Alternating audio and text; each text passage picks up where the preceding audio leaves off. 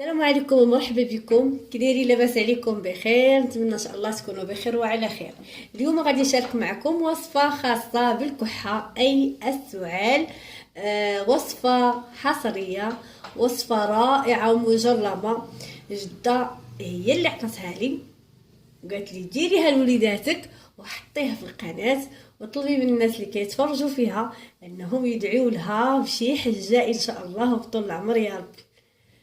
وايضا ما تنساوناش وما تنسوهاش من دعوات الخير، لان هاد الوصفه البنات هي كتداوي بها الوليدات الصغار. كتعطيها الوليدات الصغار كاملين، سواء الكبار الصغار، يعني حتى الناس الكبار كتعطى لهم هاد الوصفه.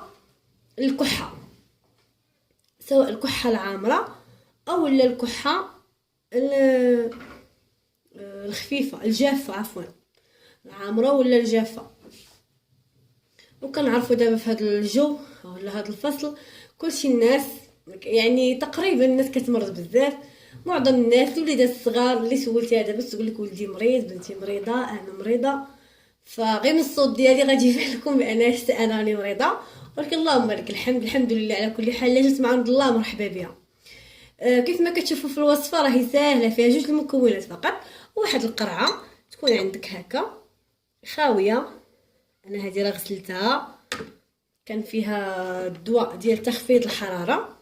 هاد القرعه غسلتها، طيبتها في الماء فيه جافيل وشللتها مزيان وخليتها باش تعقم، يعني ما يكون فيها حتى شي دواء ولا شي حاجه. وعندنا الثومه، وعندنا زيت الزيتون. هذا هو السيرو اللي غادي نوجدو ان شاء الله اليوم ديال الكحه، فيه غير الثومه وزيت الزيتون. غادي نقول لكم الطريقه كيف ما قالتها لي جده، وغادي نديرها قدامكم لحقاش حتى انا بغيت نديرها لوليداتي وليا، وغادي تشوفوا معنا ان شاء الله. اول حاجه عندنا الثومه مفصله شويه، غادي ندير 3 الفصوص تاع الثومه كبار كيف ما قالت لي، 3 الفصوص ديال الثومه يكونوا شويه كبار بحال هكا، ما يكونوش صغيورين.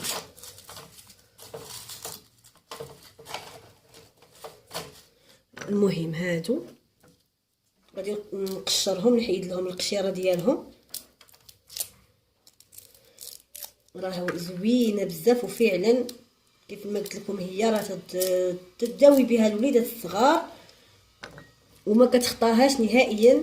رغم انها الناس كيسولوني بزاف ديال الوصفات كنت طرحت لكم واش صحاب السكر يستعملوهم. البنات انا الوصفات اللي كنستعمل لكم معظمها كنكون يا اما انا مجرباها، يا اما خديتها من عند الام ديالي، يا اما خديتها من عند الجده ديالي اللي هما القدوات ديالي تبارك الله ما شاء الله عليهم. خبره في هذا المجال ديال الاعشاب وديال التداوي بالاعشاب وديال، الله يطول بعمرهم ويخلي كل واحد فيكم الام ديالو والجده ديالو احبابه وكل شيء. المهم كيف ما كتشوفوا الثومه ما غادي نقليها ما حتى شي حاجه، قالت لي غتقطعيها قطيعات بحال هكا. 3 الفصوص ديال الثومه نقطعهم بحال هكا خضرين،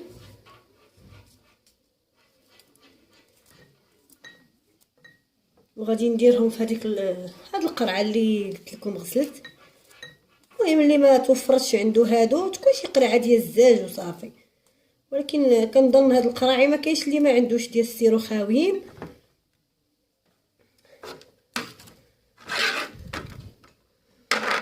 نجيب هذوك الثومات اللي قطعناهم ونديرهم هنا في هاد القريعه.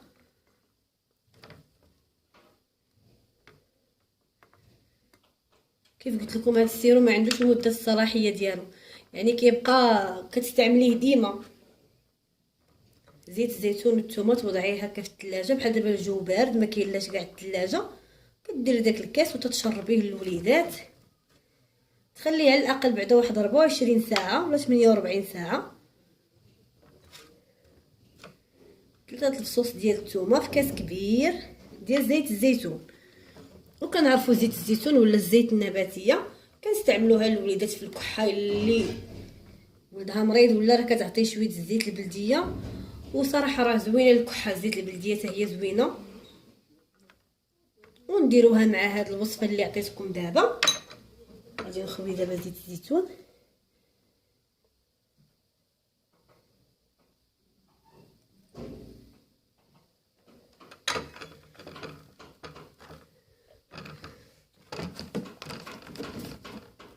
صافي السيرو ديالنا وجد.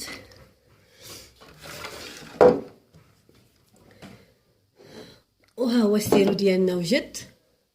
زيت الزيتون و الثومه كيف ما قالت الجده ديالي غتشربوها لوليداتكم معلقه صغيره. القياس اللي غتعطوهم معلقه صغيره تعطيهم يا اما بعد الماكله يا اما قبل الماكله. المهم من الافضل دائما الدواء يتشرب بما انها وصفه طبيعيه نشربوها لهم قبل.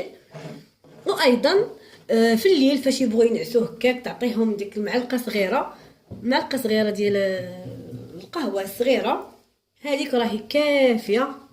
وكنتمنى ان شاء الله الوصفه ديال اليوم تعجبكم وتجربوها ان شاء الله وتلقاو عليها نتيجه.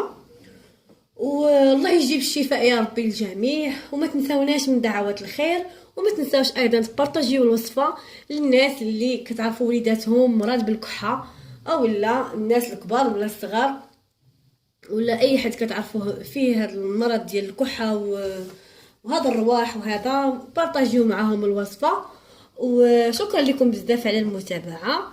وما تنساوناش ايضا من دعوات الخير وما تنساوش انكم تدعيو مع الجده ديالي انها تزور المقام الولهلي حرم شي واحد يا ربي من ذاك المقام يا ربي.